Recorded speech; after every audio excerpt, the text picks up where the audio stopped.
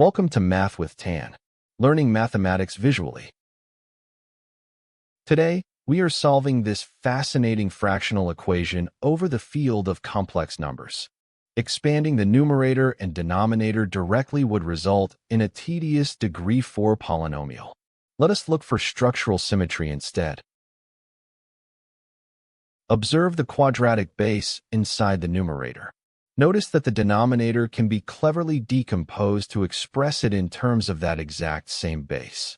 This shared building block strongly dictates the method of algebraic substitution. We introduce a new auxiliary variable, y, equal to x squared plus x plus 2. Rewriting our original fractional equation in terms of x and y yields a much cleaner system. By cross-multiplying and shifting all terms to the left-hand side, we uncover a beautiful homogeneous quadratic equation. Treating x squared as a constant coefficient, we factor this quadratic directly into y minus 3x squared times y plus x squared. By the zero product property, this splits our problem into two independent scenarios.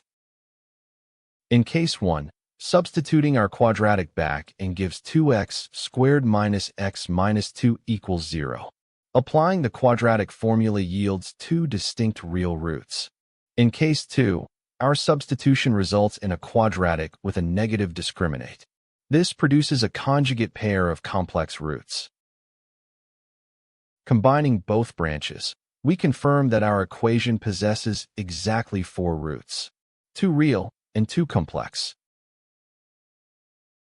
Now it is your turn. Test your skills on this practice problem, and let me know your final roots in the comments below. Thank you for watching. Subscribe for more mathematics videos from Math with Tan.